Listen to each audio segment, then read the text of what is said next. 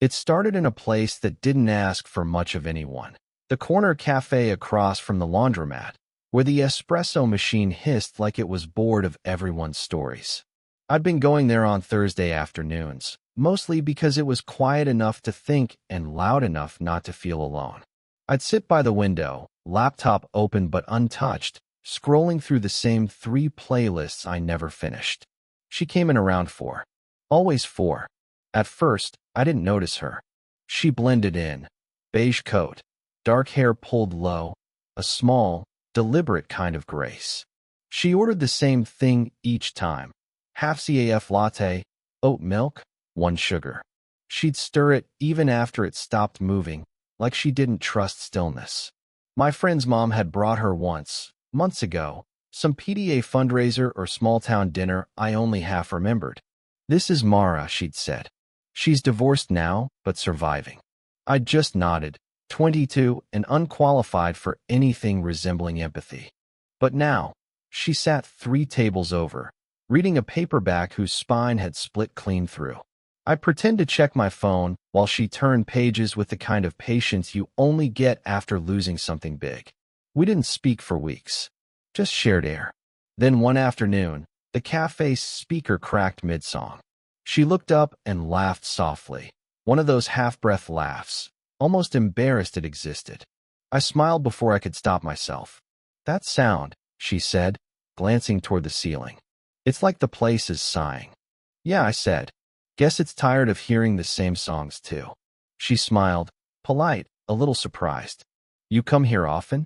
"Thursdays," I said. "It's quiet." "Same," she replied, stirring her already perfect latte. "Too quiet at home." That was it. 2 sentences and a silence that felt heavier than the rest of the room. The next week, she sat closer. Not at my table, but close enough that our elbows nearly shared the same sunlight. She asked if I could watch her bag while she got a refill.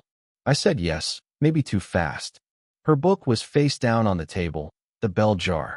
I wanted to say something about it, but didn't. Instead, I noticed her hands. Neat, freckled, restless. She tapped her ring finger when she thought. No ring, just the habit left behind. The following Thursday, she asked what I was writing. I wasn't writing anything, but I lied and said, "A short story." "What about?" "I don't know yet," I said. "It's kind of starting without knowing where it's going." She nodded like she understood exactly what that meant. When she left that day, she paused by the door. "You should finish it," she said, "even if it's not good." That night, I typed her name at the top of a blank page, then deleted it, then stared at the cursor until the coffee on my desk went cold. The next Thursday, she didn't come. Neither did the one after. By the 3rd week, I stopped pretending to write. Just kept glancing at the door, like waiting would make her appear again. And then, 2 days later, a message. A number I didn't have saved. "You probably don't remember me. The cafe. I found your email from your friend's mom. You left your notebook under the chair." I hadn't, but I told her I'd come get it anyway. I told myself it was just to get the notebook back. That was the lie I drove there with, one hand on the steering wheel, one tapping against my leg like I could drum out the nerves. She lived a few streets away from my friend's house. Same neighborhood, same trimmed hedges, same kind of quiet that makes you hear your own thoughts too loud. Her porch light was already on, though it wasn't even sunset. When she opened the door, she looked surprised, not at me, but at herself for opening it. "I didn't think you'd actually come," she said, half smiling. "I didn't either," I admitted. Her laugh was soft, like air leaving a balloon too slowly. "Come in. The notebook's here somewhere." Her house smelled faintly of rain and cinnamon, like someone trying to make emptiness taste warm. She had records stacked by the window, a teacup on the table, and a half-finished puzzle she clearly hadn't touched in weeks. She found the notebook on the counter and handed it to me, but didn't let go right away. "You really should write," she said. "You see things most people rush past." I looked down at our hands, hers resting lightly on the cover, mine uncertain. "You don't even know me," I said. "That's probably why I like talking to you," she replied. We both laughed, but neither of us found it funny. She poured tea, jasmine, the kind that fills silence instead of breaking it. We sat across from each other at her kitchen table, the puzzle pieces scattered between us like a map to somewhere neither of us wanted to go. She told me about her son, my friend. How he'd stopped visiting after moving out. How the quiet felt different when you knew what it used to sound like. I told her about my classes, my part-time job at the bookstore, how sometimes I stayed late just to shelve things in order. She smiled. You sound like someone who doesn't like endings. I shrugged. You sound like someone who's lived through too many. That stopped her for a second. Then she looked at me, not searching, just seeing. And for a moment, I forgot we were supposed to be careful. She asked if I'd help her with the puzzle. The picture was of a faded street in Italy, some place she said she'd gone once before the divorce. We sat side by side, knees almost touching, talking about nothing, which somehow felt like everything. At one point, our fingers brushed, reaching for the same piece. Neither of us moved. Her breath hitched, barely. Then she placed the piece down and said, "You should go before it gets dark." I nodded, stood up, and reached for my jacket. She followed me to the door. When I turned to say goodbye, she was looking down at the space between us. Then she reached up and straightened the collar of my jacket, her fingers quick, almost professional. "There," she said, stepping back. "You'll catch a cold." I smiled, but it felt uneven. I don't know why that moment stayed with me. Maybe because it felt like someone finally saw me. The Thursdays changed after that night.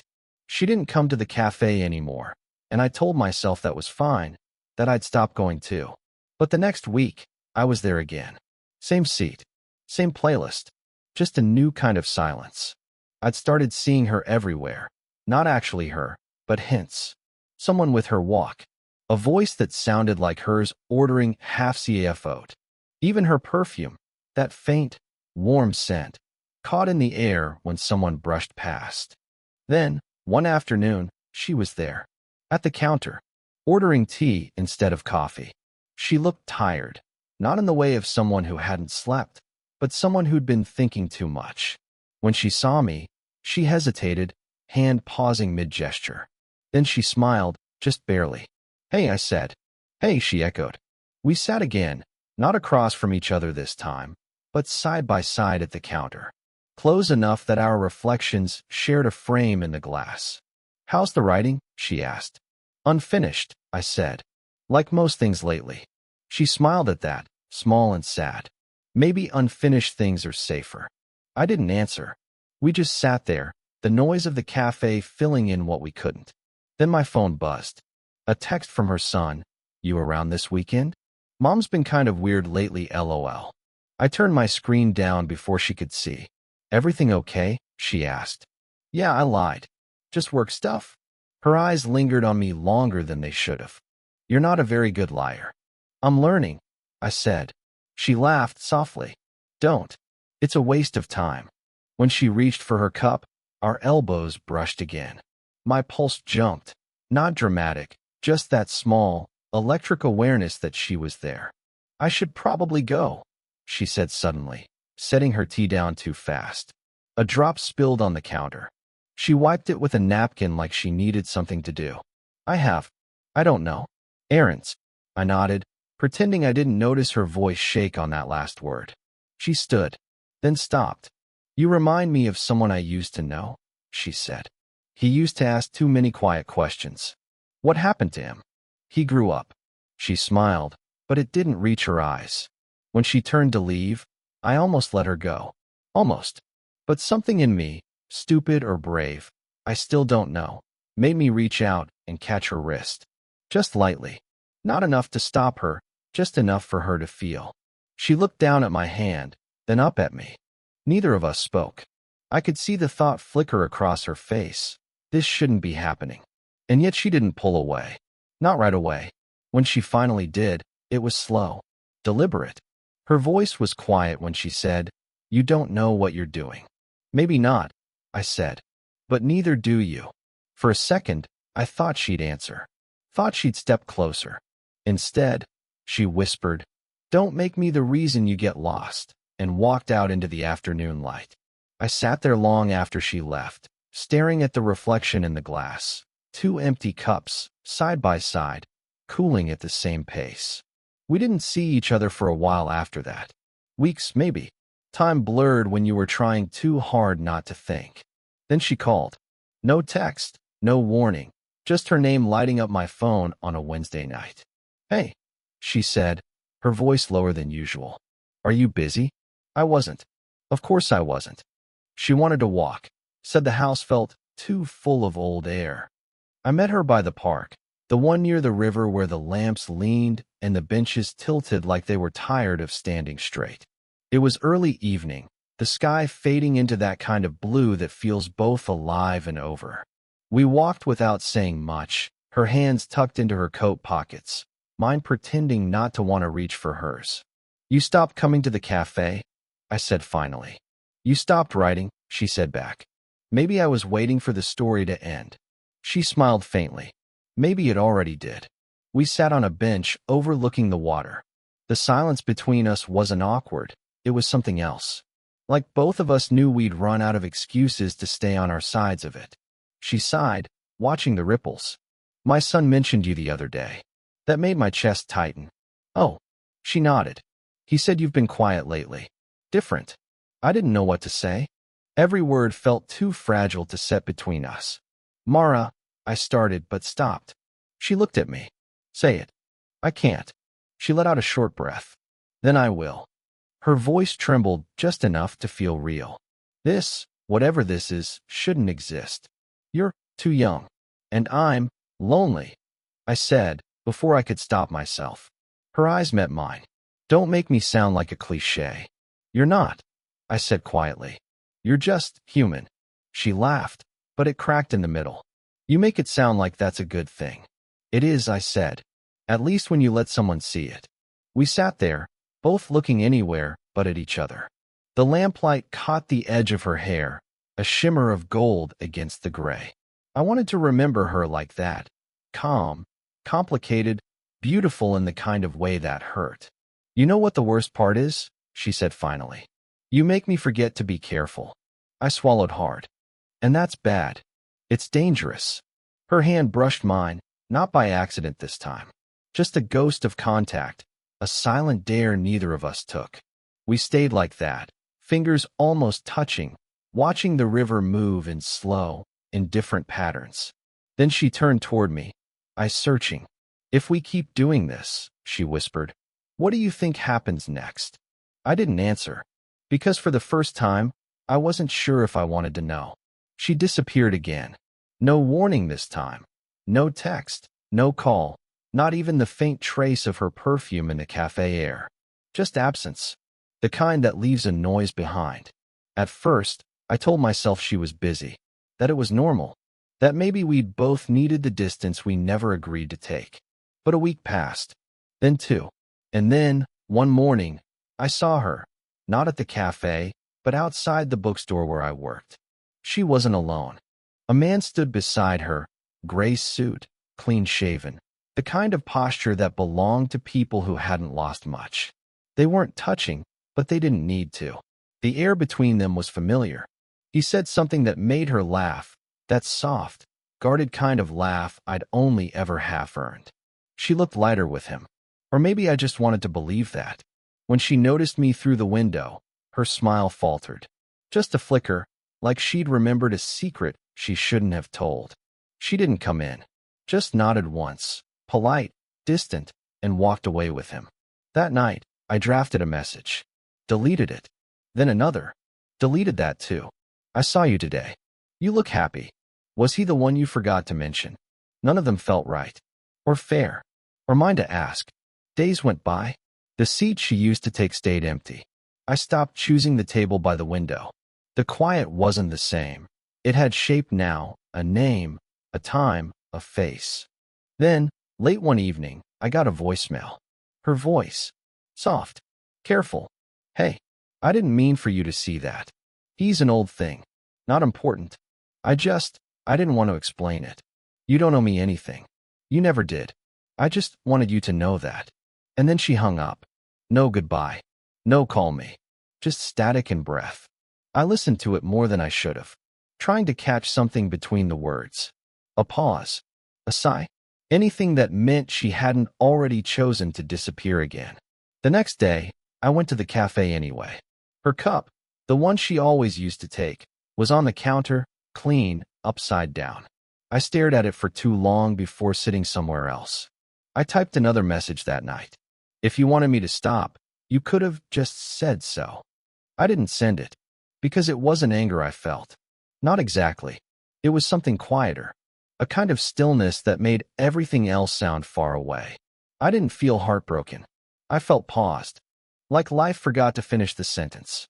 It was raining again, not the cinematic kind, the tired kind that didn't bother to announce itself. Just soft, steady, inconvenient. I hadn't planned on seeing her. I was walking home from work, headphones in, when I noticed the familiar car parked outside the cafe. Hers. Through the window, she was sitting at our old table, the one by the window, both hands wrapped around a mug she wasn't drinking from. No book, no phone, just stillness.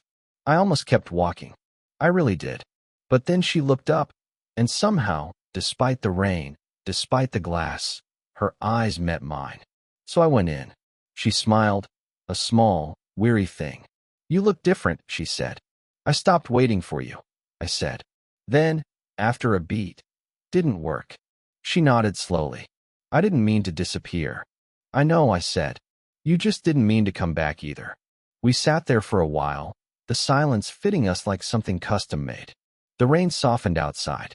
Finally, she said, that man you saw, he's my ex-husband. He wants to try again. My throat tightened. And do you? She looked down at her cup. I don't know. He's safe. He's familiar. But he's not here, I said. That made her look up again. Her eyes glistened, but not from tears, from exhaustion, maybe. You make things sound simple, she whispered. They're not, I said. But they feel simple when I'm with you.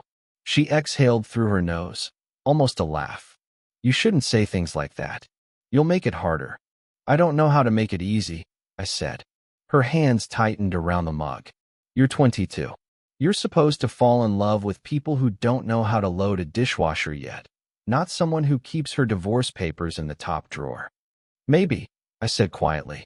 But you're the first person who ever made me want to say things I don't know how to say. She closed her eyes at that. You don't understand what this costs. I don't have to, I said. I stopped. Because she reached out. Just a small movement. Her fingers found mine across the table, a touch that didn't ask for permission, didn't promise anything. It just was. Her hand was warm, steady, familiar. I wanted to protect you, she said, voice barely audible. But maybe that was just another way of protecting myself. I didn't speak, didn't move. The world outside went on raining. After a long moment, she pulled her hand back and smiled, soft and sad. Maybe this was enough, she said. I nodded. Maybe it was. We didn't say goodbye. When I left, she was still sitting there, staring at the rain like it was telling her something she didn't want to hear.